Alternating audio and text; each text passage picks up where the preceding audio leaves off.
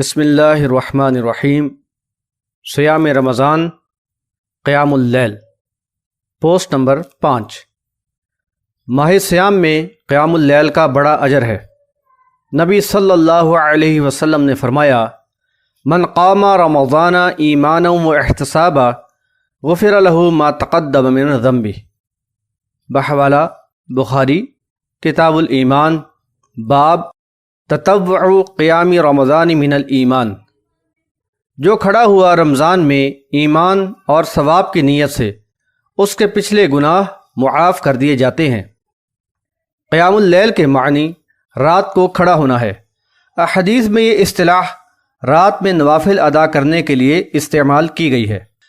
رات کی صلاح کی ادائیگی نہایت افضل عبادت ہے، اور احادیث سے معلوم ہوتا ہے کہ اس وقت فرشتے بھی حاضر ہوتے ہیں، اور رات کے آخر میں اللہ تعالیٰ آسمان دنیا پر تشریف لاتا ہے اور فرماتا ہے کہ ہے کوئی مجھ سے سوال کرنے والا کہ میں اسے عطا کروں، کوئی مجھ سے دعا کرنے والا ہے کہ میں اس کی دعا قبول کروں، ہے کوئی مجھ سے مغفرت چاہے اور میں اس کو بخش دوں۔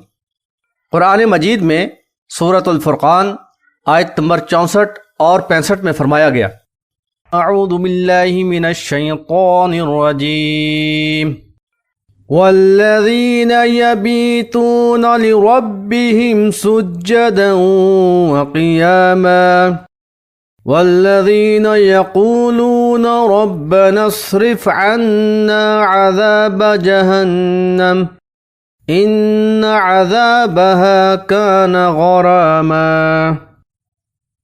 ان کی راتیں اپنے رب کے سامنے قیام و سجود میں گزرتی ہیں، اور وہ دعا کرتے ہیں کہ اے ہمارے رب، ہمیں عذاب جہنم سے بچا، بلا شبہ اس کا عذاب بڑا تکلیف دہ ہے۔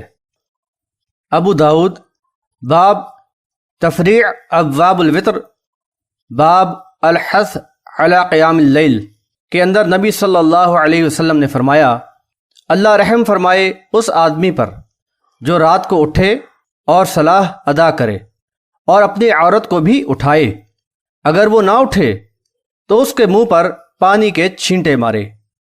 اللہ رحم فرمائے اس عورت پر جو رات کو اٹھے اور صلاح ادا کرے اور اپنے شوہر کو اٹھائے، اور اگر وہ نہ اٹھے تو اس کے منہ پر پانی کے چھینٹے مارے۔ یہی عبادت جب ماہ سیام میں ہو تو اس کا اجر اور بھی بڑھ جاتا ہے، جیسا کہ حدیث میں بیان کیا گیا، جو مسلم اس ماہ میں قیام اللیل کے لیے ایمان اور ثواب کی نیت سے کھڑا ہوا تو اس کے سابقہ گناہ معاف کر دیے جاتے ہیں۔ گویا ماہ سیام میں یہ عمل ایک مسلم کے لیے ثواب کمانے اور سابقہ گناہ معاف کرانے کا ایک بہترین موقع ہے۔ ماہ سیام میں ہونے والے اس عمل کو لوگ تراویح کہتے ہیں، لیکن احادیث میں اسے قیام اللیل ہی کہا گیا ہے۔ زید بن ثابت رضی اللہ تعالی عنہ فرماتے ہیں، ان رسول اللہ صلی اللہ علیہ وسلم اتخذ حجرہ قال حسبت انه قال من حصیر فی رمضان فصلى فيها لیالیہ فصلى بصلاته ناس من اصحابه فلما علم بهم جعل يقعد فخرج إليهم فقال قد عرفت الذي رأيت من صنيعكم فصلوا أيها الناس في بيوتكم فإن أفضل الصلاة صلاة المرء في بيته إلا المكتوبة۔ حوالہ بخاری کتاب الآذان، باب صلاة اللیل۔ رسول اللہ صلی اللہ علیہ وسلم نے رمضان میں ایک حجرہ بنایا تھا۔ سعید کہتے ہیں، مجھے خیال آتا ہے کہ زید بن ثابت رضی اللہ تعالی عنہ نے یہ کہا تھا کہ وہ چٹائی کا تھا، اور اس میں چند شب آپ نے صلاح ادا کی۔ اس کا علم آپ کے اصحاب کو ہو گیا، اس لیے انہوں نے آپ کی اقتداء میں صلاح ادا کی، مگر جب آپ کو ان کا علم ہوا تو بیٹھ رہے، پھر صبح کو ان کے پاس تشریف لائے اور فرمایا کہ میں نے تمہارا فعل دیکھا، اسے سمجھ لیا، یعنی تم کو عبادت کا شوق ہے، تو اے لوگو اپنے گھروں میں صلاح ادا کیا کرو، کیونکہ آدمی کی صلاح میں سب سے افضل وہ صلاح ہے جو وہ گھر میں ادا کرے سوائے فرض صلاح۔ ایک دوسری روایت میں جو عائشہ رضی اللہ تعالی عنہا سے مروی ہے، وہ کہتی ہیں ان رسول اللہ صلی اللہ علیہ وسلم صلی ذات لیلۃ فی المسجد فصلی بصلاته الناس ثم صلی من القابلہ فکثر الناس ثم اجتمعوا من الليلة الثالثة أو الرابعة فلم يخرج إليهم رسول الله صلى الله عليه وسلم فلما أصبح قال قد رأيت الذي صنعتم ولم يمنعني من الخروج إليكم إلا أني خشيت أن تفرض عليكم وذلك في رمضان۔ حوالہ بخاری کتاب التہجد، باب تحرید النبی صلی اللہ علیہ وسلم علی صلاۃ اللیل والنوافل من غیر ایجاب۔ عائشہ رضی اللہ تعالی عنہا کہتی ہیں کہ رسول اللہ صلی اللہ علیہ وسلم نے ایک رات مسجد میں صلاۃ ادا کی تو آپ کے ساتھ لوگوں نے بھی پڑھی۔ پھر دوسری رات میں آپ نے صلاۃ ادا کی تو لوگوں کی تعداد زیادہ ہو گئی۔ پھر تیسری یا چوتھی رات کو لوگ جمع ہوئے تو رسول اللہ صلی اللہ علیہ وسلم ان کے پاس نہیں آئے۔ جب صبح ہوئی تو آپ نے فرمایا کہ میں نے اس چیز کو دیکھا جو تم نے کیا، اور مجھے باہر آنے سے کسی چیز نے نہیں روکا بجز اس خوف کے کہ کبھی تم پر فرض نہ ہو جائے۔ واضح ہوا کہ قیام اللیل فی رمضان کچھ دن نبی صلی اللہ علیہ وسلم کی امامت میں بھی ادا کی گئی ہے، لیکن نبی صلی اللہ علیہ وسلم نے اسے اس لیے جاری نہیں رکھا کہ کہیں امت پر یہ فرض نہ ہو جائے۔ نبی صلی اللہ علیہ وسلم کی وفات کے بعد یہ عمل جاری رہا۔ عمر رضی اللہ تعالی عنہ کے دور میں ایک ہی مسجد میں کئی جماعتیں متفرق اماموں کے پیچھے ہونے لگیں۔ بخاری کتاب التراویح، باب فضلی من قام رمضان کے اندر یہ حدیث آئی ہے۔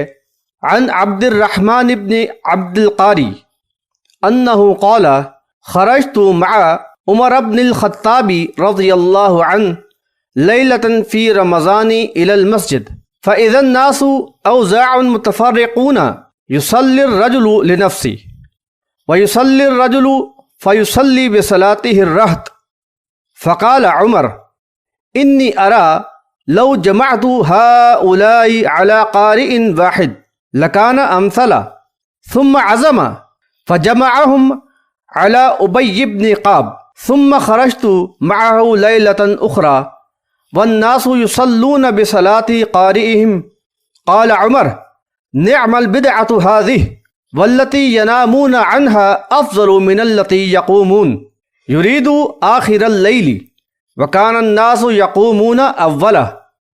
عبد الرحمن بن عبد القاری سے منقول ہے، عبد الرحمن نے بیان کیا کہ میں عمر رضی اللہ تعالی عنہ کے ساتھ رمضان کی ایک رات مسجد کی طرف نکلا۔ وہاں لوگوں کو دیکھا کہ کوئی الگ صلاح ادا کر رہا ہے، اور کہیں ایک شخص صلاح ادا کر رہا ہے تو اس کے ساتھ کچھ لوگ صلاح ادا کر رہے ہیں۔ عمر رضی اللہ تعالی عنہ نے فرمایا کہ میرا خیال ہے کہ ان سب کو ایک قاری پر متفق کروں تو زیادہ بہتر ہوگا۔ پھر اس کا عزم کر کے ان کو ابی بن کعب پر جمع کر دیا۔ پھر میں ان کے ساتھ دوسری رات میں نکلا، لوگ اپنے قاری کے ساتھ صلاح ادا کر رہے تھے۔ عمر رضی اللہ تعالی عنہ نے فرمایا کہ یہ ایک اچھی نئی بات ہے، اور رات کا وہ حصہ یعنی آخری رات جس میں لوگ سو جاتے ہیں اس سے بہتر ہے جس میں کھڑے ہو جاتے ہیں، اور لوگ ابتدائی حصہ میں کھڑے ہوتے تھے۔ واضح ہوا کہ یہ کام خود نبی صلی اللہ علیہ وسلم نے کچھ دن کیا، اور بعد میں باقاعدہ صحابہ نے اس کا مکمل اہتمام کیا۔ روایات سے معلوم ہوتا ہے کہ صحابہ رضوان اللہ علیہم اجمعین طویل قیام کیا کرتے تھے۔ موطا امام مالک کتاب الصلاۃ باب قیام رمضان میں صائب بن یزید رحمۃ اللہ علیہ سے روایت ہے کہ عمر رضی اللہ تعالی عنہ نے ابی بن قعب رضی اللہ تعالی عنہ اور تمیم داری رضی اللہ تعالی عنہ کو 11 رکعتیں پڑھانے کو کہا۔ امام ایک رکعت میں 100 آیتیں پڑھتا، یہاں تک کہ ہم لکڑی پر سہارا لگاتے اور ہم فجر کے قریب ہی فارغ ہوتے تھے۔ موطا امام مالک کتاب الصلاۃ باب قیام رمضان میں عبد الرحمن بن حرمز اعرج کہتے ہیں رمضان میں قاری سورۃ البقرہ 8 رکعات میں مکمل کرتا تھا، اور جب 12 رکعات میں مکمل کرتا تو لوگ سمجھتے کہ تخفیف ہو گئی ہے۔ چنانچہ ہمیں بھی اس بات کو اپنانا چاہیے اور قیام اللیل میں طویل قرات کرنا چاہیے۔ روزانہ کم از کم 1 یا 1.5 سپارہ پڑھنا چاہیے۔ تعداد رکعات فی القیام اللیل۔ قیام اللیل فی رمضان نفل ہے اور نوافل کی تعداد مقرر کرنا صحیح نہیں، جبکہ نبی صلی اللہ علیہ وسلم نے اس کا تعین نہ فرمایا ہو۔ اپنی سہولت، رغبت و شوق کے مطابق جتنے چاہیں نوافل ادا کیے جائیں۔ یاد رکھیں تراویح بھی قیام اللیل ہی ہے، اس لیے اس کی رکعتیں بھی قیام اللیل کے مطابق ادا کریں، اور ان کی تعداد مختلف روایات میں مختلف آئی ہے۔ مندرجہ بالا احادیث اور مزید احادیث سے رسول اللہ صلی اللہ علیہ وسلم اور صحابہ اکرام رضوان اللہ علیہم اجمعین سے قیام رمضان میں رکعتوں کی مختلف تعداد ثابت ہوتی ہے، لہذا قیام اللیل فی رمضان میں 8، 10، 12، 20 یا زیادہ جتنی ہمت اور شوق اجازت دے پڑھ لینی چاہیے۔ مسجد میں با جماعت قیام کرنے کے بعد رات کو گھر میں انفرادی قیام اللیل کا موقع بھی ضائع نہ کریں کہ یہ افضل ہے۔ بعض لوگ 8 رکعت پڑھنے کو خواہش نفس کہتے ہیں اور انہیں تہجد کی صلاح کہہ کر اول قیام اللیل فی رمضان سے جدا کر دیتے ہیں، جبکہ دوسرے لوگ انہی 8 کو مسنون تعداد کہتے ہیں اور اس سے زیادہ کے انکاری ہیں۔ یہ دونوں قسم کے لوگ افراد و تفرید اور مسلکی تشدد کا شکار ہیں۔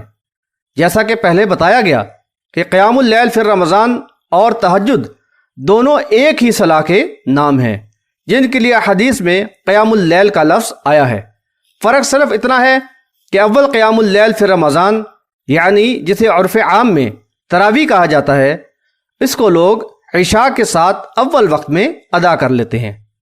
اب جیسا جس کا ذوق اور ہمت و وسعت ہو سو اسی قدر وہ رمضان میں قیام اللیل کرے۔